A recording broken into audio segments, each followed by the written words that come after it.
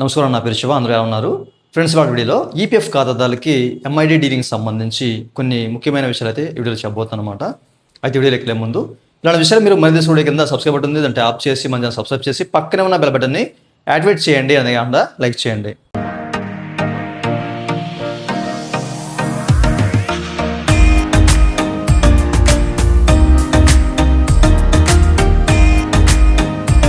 ఇక వీడియో దగ్గర ముందు ఈపీఎఫ్ సంబంధించిన ఏదైనా క్వైరీ అండ్ సర్వీస్ కావాలంటే పెయిడ్ సర్వీస్ ఉంది, మమ్మల్ని కనెక్ట్ అవ్వచ్చు. మా వాట్సాప్ నెంబర్ వీడియో కింద మీకు డిస్క్రిప్షన్లో, అలాగే స్క్రీన్ మీద చెక్ చేసుకోవచ్చు. వాట్సాప్ ద్వారా మాత్రమే మళ్ళీ కనెక్ట్ అవ్వండి.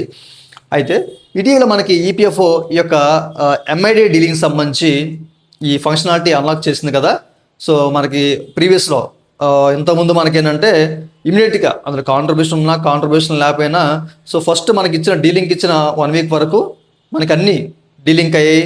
ఆ తర్వాత సో ఇది మ్యాండటరీ, ఇలా ఉండకూడదు అని చెప్పేసి ఎస్ఓపి కూడా రిలీజ్ చేయకుండా సో దాన్ని వాళ్ళు మాడిఫై చేశారు. అంటే కాంట్రిబ్యూషన్ లేకుండా ఉంటేనే అది డీలింక్ అవుతుంది, కాంట్రిబ్యూషన్ ఉంటే డీలింక్ అవుతుందని చెప్పేసి సో దాన్ని లాక్ చేయడం. ఆ తర్వాత దాన్ని మళ్ళీ కాంట్రిబ్యూషన్ ఉన్నా డీలింగ్ చేసుకునే ఫెసిలిటీ కల్పించారు. అది ఈపీఎఫ్ ఆఫీస్కి వెళ్ళేదన్నమాట. ఓకేనా. సో వాళ్ళు యాక్సెప్ట్ చేస్తేనే అది డీలింక్ అయ్యేది. ఆ తర్వాత మళ్ళీ ఇప్పుడు మనకేంటంటే ఎంప్లాయర్, ఓకేనా. సో ఎంప్లాయర్కి ఇచ్చారనమాట యాక్సెస్ అనేది. సో ఎందుకంటే ఈ చాలామంది డీలింక్ అనేది సబ్మిట్ చేస్తూ ఉన్నారు. సో ఇది పెద్ద తలనొప్పిగా ఈపీఎఫ్కి మారిపోయిందనమాట. సో రిక్వెస్ట్లు కొన్ని లక్షల్లో రావడం వల్ల సో వాళ్ళు చేయలేక సో మనకెందుకులే ఇది ఈ తలనొప్పి అవ్వరం అని చెప్పేసి దాన్ని మళ్ళీ ఎంప్లాయర్కి ఇవ్వడం. సో ఇట్లాంటి తెంగర పనులన్నీ చేశారనమాట. సో వీటిలో భాగంగా మీకు ఒక విషయాన్ని చెప్తాను. అయితే మీరు కంగారు పడకండి, ఓకేనా. డీలింగ్ అప్లై చేయాలంటే కాస్త వెయిట్ చేయండి. సో మనకి ఇప్పుడు మీరు కనుక డీలింగ్ చేస్తే కనుక సో ఏ విధంగా చూపిస్తుంది అనేది మీరు ఇక్కడ చెక్ చేసుకోవచ్చు, ఓకేనా. సో ఇప్పుడు కనుక మీరు డీలింగ్ చేస్తే కనుక సో అది పెండింగ్ అట్ ఎంప్లాయర్ అని చెప్పేసి, ఓకేనా, కంపెనీ వాళ్ళకి ఆ రిక్వెస్ట్ అనేది వెళ్తుందన్నమాట. ఓకే. సో ఇది ఒక తెంగర పని అని చెప్పేసి అనుకోవాలి, ఈపీఎఫ్ చేసిన పెద్ద తెంగర పని అని చెప్పేసి అనుకోవాలి. సో ఎందుకంటే సో మీకు ఇక్కడ చూపిస్తాను, చెక్ చేసుకోవచ్చు. ఇప్పుడు మనం డీలింగ్ చేసేటప్పుడు ఏంటంటే మనకి ఒక 2 ఆప్షన్స్, అంటే రీజన్ ఆఫ్ డీలింకింగ్ అని చెప్పేసి 2 ఆప్షన్స్ కనిపిస్తూ ఉంటాయి అనమాట. సో ఇందులో ఒకటి వచ్చేసరికి I never worked in this establishment, my UN was added with my concern అని చెప్పేసి, అంటే నా ప్రమేయం లేకుండానే సో నా యూఎన్ నెంబర్లో వాళ్ళకి సంబంధించిన కంపెనీకి సంబంధించిన ఎస్టాబ్లిష్మెంట్ ఎంఐడి అనేది లింక్ అయిపోయింది, ఓకేనా. సో నేను అక్కడ జాయిన్ అవ్వాలా. సో లింక్ అయింది. ఎందుకు లింక్ చేస్తారు? ఇది వాళ్ళు ఇంటెన్షనల్గా చేయడం కానివ్వండి, లేకపోతే ఏదో ఉద్దేశంతో చేసిందే కదా. సో అందులో 0 కాంట్రిబ్యూషన్ వేస్తారు, అది కూడా 0 కాంట్రిబ్యూషన్ సబ్మిట్ చేస్తూ ఉంటారు అనమాట, ఓకేనా. సో ఈసీఐ సబ్మిట్ చేస్తూ ఉంటారు. అలా చేసినా మనకి అవ్వదు, ఓకేనా. సో ఇట్లాంటి సందర్భాల్లో అది ఎవరికి వెళ్తుంది రిక్వెస్ట్? ఇప్పుడు కంపెనీ వాళ్ళకి వెళ్తుంది. వాడు ఇంటెన్షనల్గా మనకి వేసినప్పుడు, ఓకేనా, ఇంటెన్షనల్గా ఆ ఎంఐడిని సో వాళ్ళ కంపెనీ మనకి లింక్ చేసినప్పుడు వాడు దాన్ని డీలింగ్ చేస్తాడా, యాక్సెప్ట్ చేస్తాడా, చేయడు కదా. ఓకే అనుకుందాం. సో ఇంకో సినారియోలో కూడా మనం కంపెనీకి అంటే ఇంటర్వ్యూకి వెళ్తాం. సో వాడు ఆఫర్ ఇస్తాడు. సో మనం దాన్ని రిజెక్ట్ చేస్తాం వద్దనుకొని. అంటే ఆ కంపెనీ బ్యాడ్ అని చెప్పేసి తెలుసో, లేకపోతే ఇంకో కొన్ని కారణాల వల్ల మనం వద్దనుకొని బయటకు వచ్చేస్తాం. మనకి ఆఫర్ వస్తుంది, బట్ మనం ఎగ్జిట్ అయిపోతాం. అదే సెకండ్ ఆప్షన్ అనమాట, ఓకేనా. Establishment offered the employment but I had not join అని చెప్పేసి, ఓకే.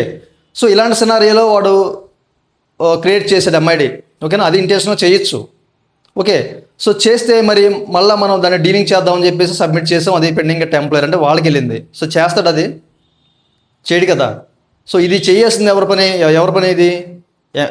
ఈపీఎఫ్ వాళ్ళు చేయాలి లెక్క ప్రకారం అయితే. సో ఇట్లాంటివన్నీ కూడా పీఎఫ్ ఆఫీస్కి వెళ్ళాలి, వాళ్ళు వెరిఫై చేయాలి. వెరిఫై చేసిన తర్వాత మాత్రమే దాన్ని వాళ్ళు డీలింగ్ చేయాలి, ఓకే. లేదు మనల్ని అడగాలి.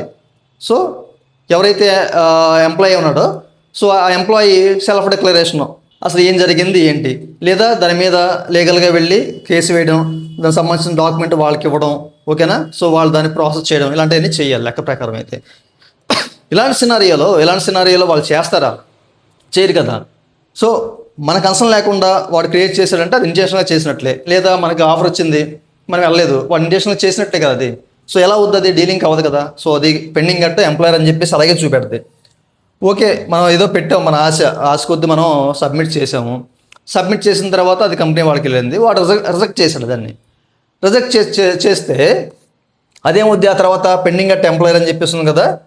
సో ఇక్కడ మనకి ఆ స్టేటస్లు ఏంటంటే రిజెక్ట్ బై ఎంప్లాయర్ అని చెప్పేసి వస్తుంది. మళ్ళీ మనం డీలింగ్ చేద్దామంటే మనకి బ్లూ కలర్ డీలింగ్ బటన్ అది రిఫ్లెక్ట్ అవుద్దా అంటే అవ్వదు. ఎందుకంటే ఇంతకుముందు పిఎఫ్ ఆఫీస్కి వెళ్ళడం, వాళ్ళు వెరిఫై చేయడం, వాళ్ళు రిజెక్ట్ చేయడం ఇట్లాంటివి చేశారు. సో వాళ్ళకి డీలింగ్ అనే ఆప్షను అక్కడ రిఫ్లెక్ట్ అవ్వట్లేదు అనమాట.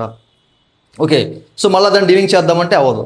సో ఇట్లాంటి తలనొప్పి వ్యవహారాలన్నీ మనకి ఈపీఎఫ్ఓలో ఈ డీలింగ్ ఫంక్షనాలిటీలో ఉన్నాయన్నమాట. సో ఈపీఎఫ్ ఎందుకు ఇట్లా ఈ ఆప్షన్ తీసుకొచ్చింది అనేది ఇప్పటికీ అర్థం కావట్లేదు. ఎందుకంటే వాళ్ళు ఇచ్చిన ఆ రీజన్ ప్రకారం, డీలింగ్ రీజన్ ప్రకారం, సో అది హెచ్ఆర్కి వెళ్ళకూడదు, కంపెనీ వాళ్ళకి వెళ్ళకూడదు. ఎందుకంటే వాళ్ళు ఇంటెన్షన్గా చేయొచ్చు, ఏదైనా చేయొచ్చు. సో ఎందుకు చేశారు అనేది మరి అది ఈపీఎఫ్ ఆఫీస్ వాళ్ళకే తెలియాలి. సో వాళ్ళు భరించలేక వాళ్ళు డీలింగ్ చేయడానికి, అంటే వాళ్ళు బ్యాక్ ఎండ్ నుంచి అంతా చెక్ చేసి ప్రాసెస్ చేయాలి కదా, అదంతా చేయలేక మరి ఎట్లా చేశారా ఏంటి అనేది మనకైతే తెలియదు. ఓకేనా. సో నా ఉద్దేశం ప్రకారం వీళ్ళు థర్డ్ ఆప్షన్ కూడా ఇస్తే బాగుంటుందన్నమాట ఇక్కడ రీజన్ వచ్చేసరికి. ఓకే, ఎందుకంటే సర్వీస్ ఓవర్లాప్ వస్తుంది, లేకపోతే ఇట్లాంటివి ఉన్నాయని చెప్పేసి అందరూ డీలింగ్ చేస్తూ ఉంటారు. ఎందుకంటే జాబ్స్ రావట్లేదు ఎవరికి దీని కారణంగా, ముఖ్యంగా ఈపీఎఫ్ఓ కారణంగా.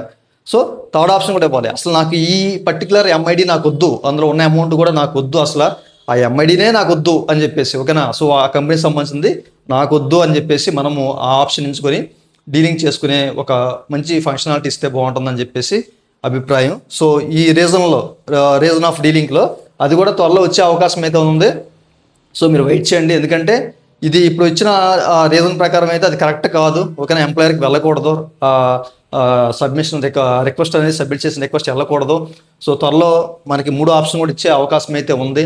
ఓకే, సో అది డైరెక్ట్గా అంటే ఇమీడియట్గా అయిపోవడం కానివ్వండి, లేకపోతే అది మళ్ళీ పిఎఫ్ ఆఫీస్కి వెళ్ళడం కానివ్వండి, అవన్నీ కూడా అయ్యే అవకాశం అయితే ఉందన్నమాట. ఓకే, ఎందుకంటే చాలామంది ఇబ్బంది పడుతున్నారన్న ఉద్దేశంతోనే కదా కంప్లైంట్ చేస్తే సో ఈ డీలింగ్ అనే ఫంక్షనాలిటీ తీసుకొచ్చింది ఈపీఎఫ్. సో అందులో కూడా మళ్ళీ ఇలాంటివి పెడితే ఓకే. సో చూద్దామండి, త్వరలో మనకి ఈ ఆప్షన్ కూడా 3 ఆప్షన్ కూడా వచ్చే అవకాశం అయితే ఉంది. అప్పటి వరకు వెయిట్ చేయండి. ఎవరు కూడా డీలింగ్ అప్లై చేయకపోవడం బెటర్. ఓకే, సో మీకు కాన్ఫిడెంట్ ఉంది, సో మీకు హెచ్ఆర్కి రిలేషన్స్ బాగానే ఉన్నాయనుకున్నప్పుడు సో సబ్మిట్ చేయండి, ఇబ్బంది ఏం లేదు. బట్ వాళ్ళు రిజెక్ట్ చేశారంటే మనకి ఆ డీలింగ్ అనే ఆప్షన్ కూడా మనకి అందుబాటులో వచ్చే అవకాశం కూడా ఉండకపోవచ్చు. ఈ విషయాన్ని దృష్టిలో పెట్టుకొని ఆలోచించండి. అలాగే చాలామంది అమౌంట్ తీసేస్తూ ఉన్నారన్నమాట అందులోంచి. అలా తీయొద్దు, అలాగే ట్రాన్స్ఫర్ చేయొద్దు. ఇంతకుముందే చెప్పాను మీకు, ఇలా చేస్తే ఫ్యూచర్లో వచ్చే ఆప్షన్స్ మీకు అవి ఎలిజిబుల్ ఉండవు. ఓకే అని చెప్పాను. సో కాస్త వెయిట్ చేయండి. ఓకే, ఈపీఎఫ్ఓ ఈ విషయాన్ని కూడా మార్చాలి. సో దీని మీద మీరు ఏమనుకుంటున్నారు అనేది కింద కామెంట్ బాక్స్లో కామెంట్ చేయండి. అలాగే వీలైనంత వరకు షేర్ చేయండి. ఓకే, సో ఇదండి వాళ్ళ వీడియో. ఈ వీడియో మీ నచ్చిన వీడియోకి లైక్ చేసి మనం సపోర్ట్ చేయండి. అలాగే 2 నిమిషాలు మీరు మధ్య స్టూడియో కింద సబ్స్క్రైబ్ బటన్ ట్యాప్ చేసి మనం సబ్స్క్రైబ్ చేసి పక్కనే ఉన్న బెల్ బటన్ యాడ్ చేయండి. Thank you for watching and జై హింద్.